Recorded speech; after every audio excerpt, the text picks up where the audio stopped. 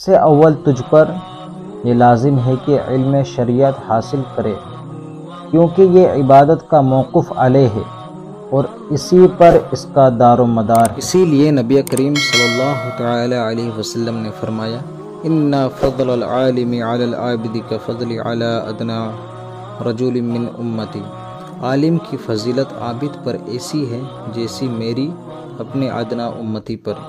ایک جگہ آپ نے فرمایا نظرۃ الی العالم احب الی من عبادتی سنۃ صیامها و قیامها، عالم کی طرف جو ایک بار نظر کرے میرے نزدیک 100 برس روزے رکھنے اور 100 برس رات کو نوافل پڑھنے سے بہتر ہے۔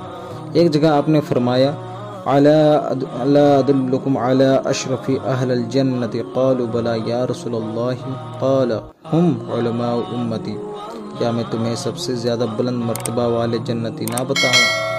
صحابہ نے عرض کیا یا رسول اللہ بتائیے، تو آپ نے فرمایا وہ میری امت کے علماء ہیں۔